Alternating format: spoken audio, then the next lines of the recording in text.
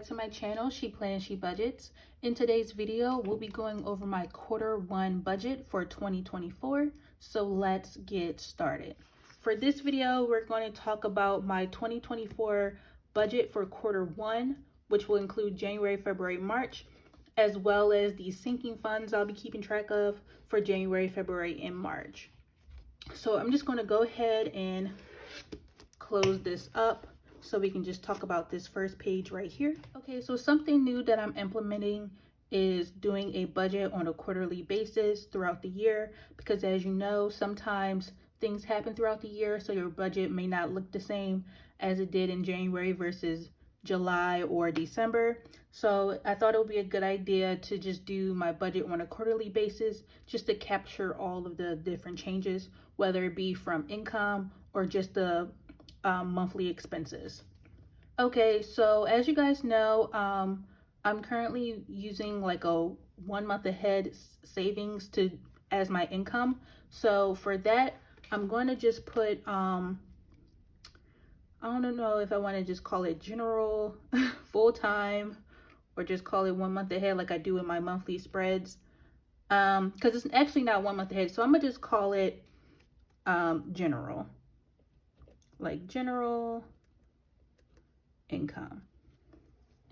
All right, so because for my monthly budget, I've previously been doing $4,925, but you'll see in upcoming videos for December that I did decide to save an additional $108 to go towards the sinking funds, which will bring my new monthly budget to $5,033. And since I'm doing this quarterly budget for 3 months, I will need to times that number by 3 to have my estimate at $15,099. And that is what I'm expecting to pay for the first 3 months in 2024. And I'm not planning on any extra, so I'm gonna just leave the second line blank and just put down the 15,000 again. So $15,099 even. And then at the end of Q3, which will be towards, or not towards, but after March, so like the beginning of April, I'll come back, do a results video of Q1, and we'll also enter those results in. Let me show you real quick. So in the budget results, so on this page right here, we'll list down what I budgeted, what the actual was for January, February, and March, and do some totals at the end. So that's how I'll do those future videos. So for fixed expenses, I normally don't break my expenses down between fixed and variable because I like to show the budgeted amount for everything versus the actual. But for this kit, it's broken down between fixed and variable. So for my first fixed amount, I'm going to have my rent, because that is truly fixed. And that amount is $2,259 a month. So timesing that by 3 will be $6,777. And I believe my lease currently goes until September, so hopefully it doesn't go up again, but we'll just cross that bridge when we get there.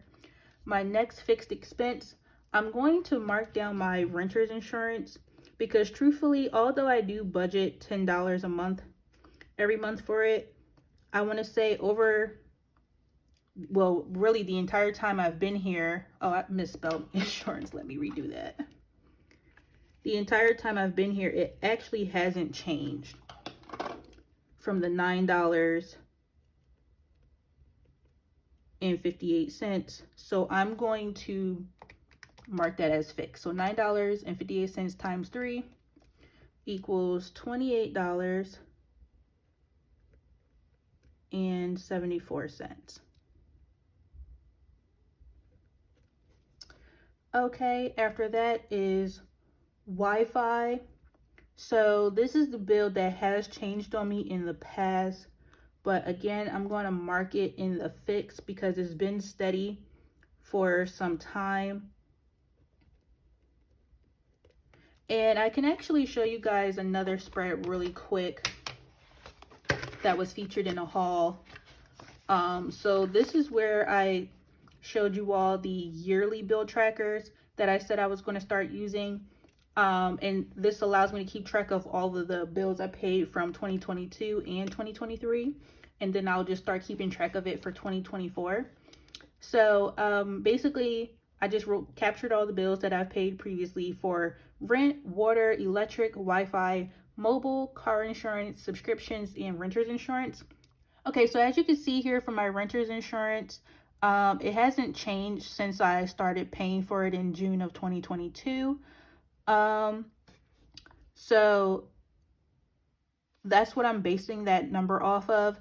And then for my Wi-Fi, it's been $60.30 since April of this year. So I'm assuming that's going to be the case going into 2024. But if anything changes, that's when I can update that in the quarterly budget results. So for now, I'm just going to mark it under fixed.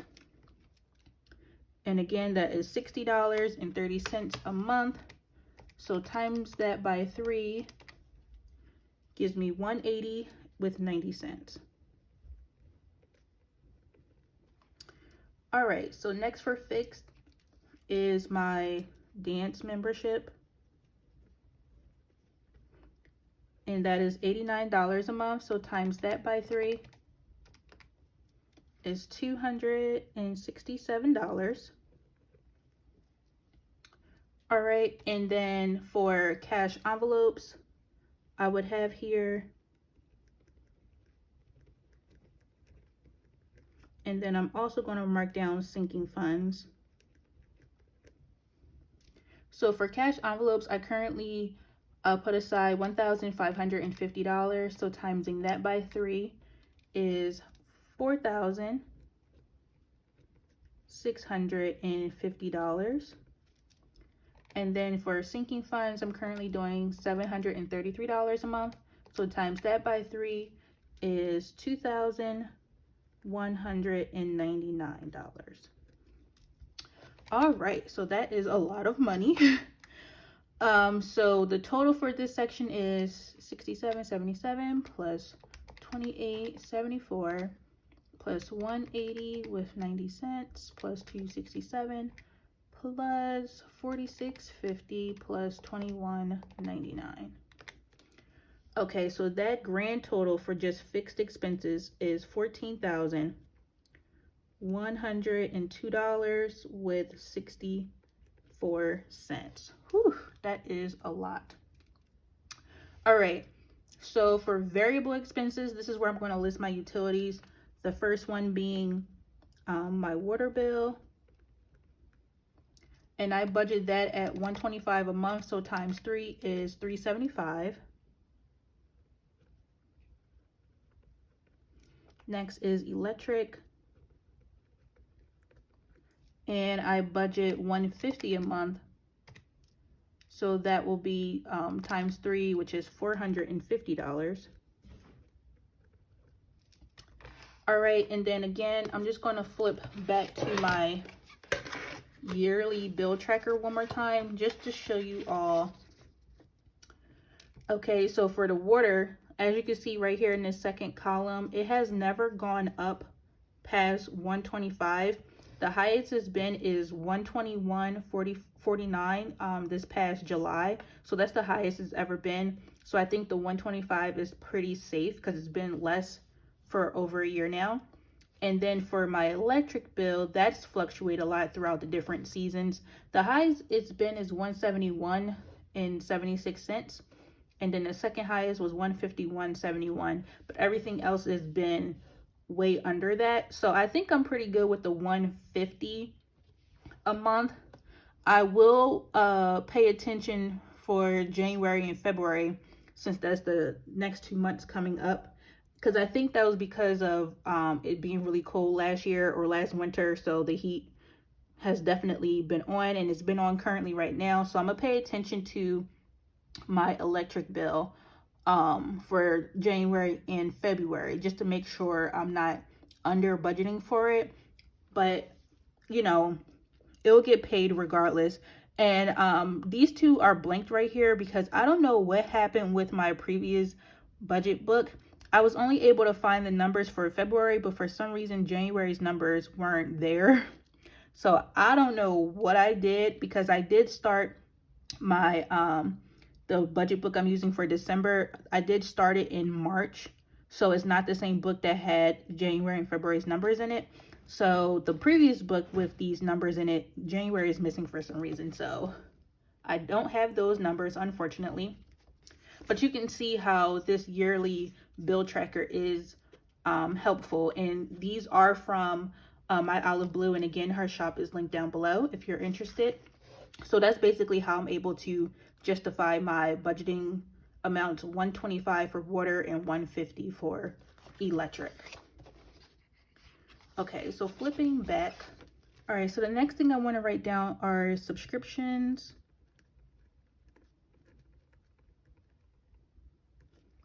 Okay, and for this I am budgeting $48 a month, so times 3 is $144. And then for the next thing is a buffer, which we will need to calculate together. And the last thing will be unbudgeted, just to have a space for it, because we don't plan for unbudgeted, so this will be 0.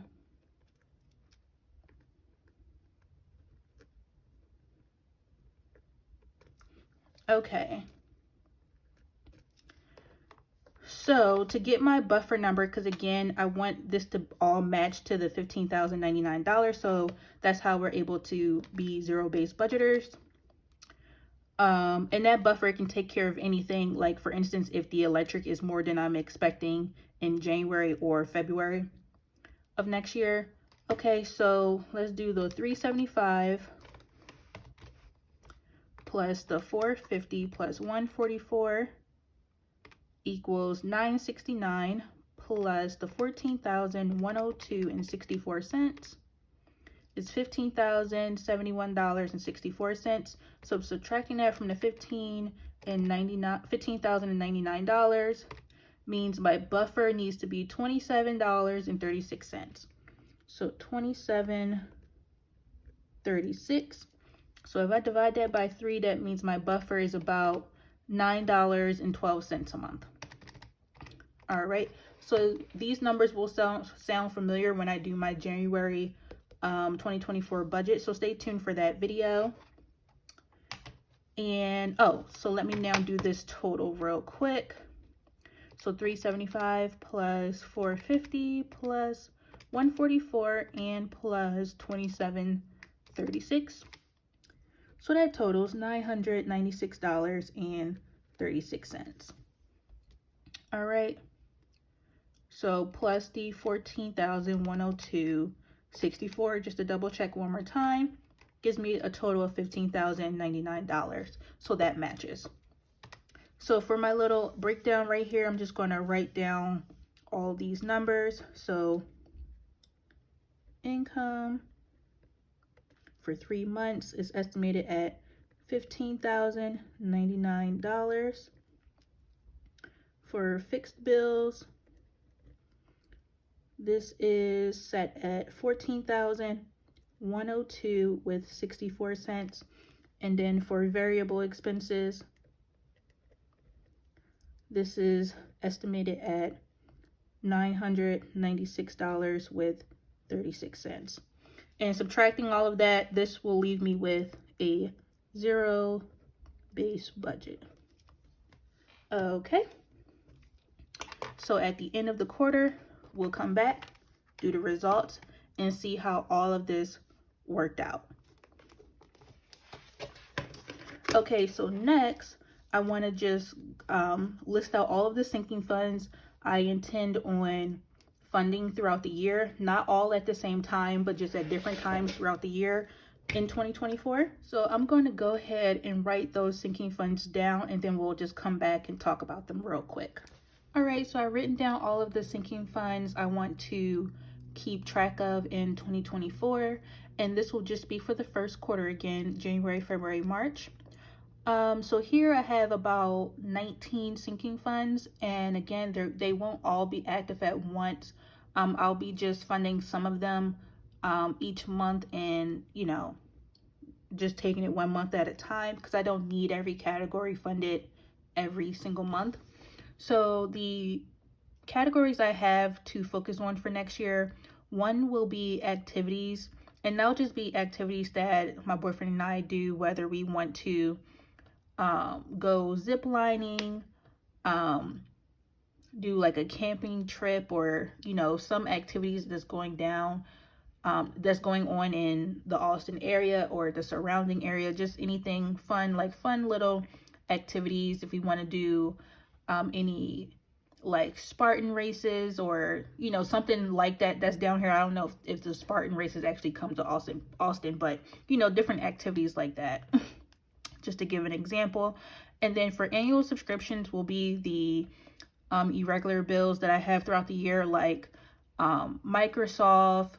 I also have my Mint mobile bill that's due annually. So any of the annual bills that I have that comes out, PlayStation, my boyfriend pays that, I think, every summer, things of that nature. So that's what the annual subscriptions are. So that's one of the active sinking funds that I do fund currently. The next are birthdays. This is mostly for my birthday and my boyfriend's birthday. For other people, we'll take care of that in the gifts category. So for birthdays is just like the gifts you want to buy for each other's birthdays. Next is car insurance. That's just to pay our car insurance every 6 months. That is an active sinking fund right now. And same thing with car maintenance. That's also active. That's just for any, maintenance of the car, oil changes, car washes, any repairs, things of that nature. For 2024, I do want to start funding clothing, just so that we can do like a slow build for the clothing fund, because every now and again we do need some new items. Not super frequently, but it would be nice just to have a separate clothing fund for whenever we do need some new items, just so we don't have to use our personal spending for that. Next is dental. With my new job, I do have a dental plan, and I'm not sure, and I need to double check if I can use my health savings account for dental work. I just want a routine teeth cleaning and whatever else they think I may need. I just want to have some money aside for any dental work. For electronics, we would like to buy a second laptop. Gifts, as I mentioned, it will be for other people to buy birthday gifts, graduation gifts, baby shower gifts, wedding gifts. We do have a wedding to go to in January, and any other functions or something that we may be invited to and want to buy a gift for. That's what we will use the gift category for. For giving, this is just to give, just like donations, charity, whatever. Health and wellness, this is a category we currently use. We use this just to pay for all of our vitamins and different things we like to take health-wise on a monthly basis. Holidays will be for all holidays throughout the year, including Christmas, Thanksgiving, 4th of July, things of that nature. Just if we want to do anything in celebration of those holidays, like buy food, do activities, go places, things for the holidays. Home projects is a current sinking fund, and I currently use that to do anything for the home, whether it's to buy new appliances, like a Keurig, for example. We just bought a new vacuum with this, things of that nature for home projects. Medical, as I mentioned, I do have a health savings account. I haven't been putting much in it lately, but I thought it would be nice just to have something on the side, because you never know when you might need additional funds or not. Miscellaneous will be like just for any and everything that's not counted in these other 18 categories. So like, let's say for example, I do have a medical bill, but you know, it wasn't enough in this fund, but miscellaneous have extra money, I'll just pull from miscellaneous to cover it, just so it's not negative. Like for example, the miscellaneous could be almost like a buffer, or it could just be for any and everything else that's not included in the other categories. Next will be pets. That's a current sinking fund. These are for my 2 cats to buy them cat food and cat litter. Self-care is another active sinking fund. That's to buy any toiletries, beauty products, hair care, anything of that nature, basically to take care of ourselves.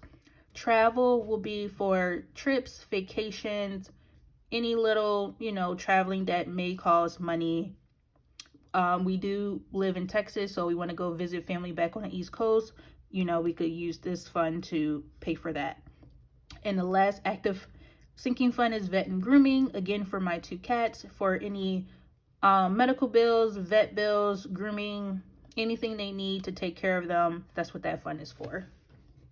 And that is all of my sinking funds that I want to track in 2024, and they will be active at different points of the year, just so that I'm not doing too much at once. But yeah, I want to start making keeping track of my finances on a quarterly basis a priority, along with all of the various sinking funds I may need throughout the year.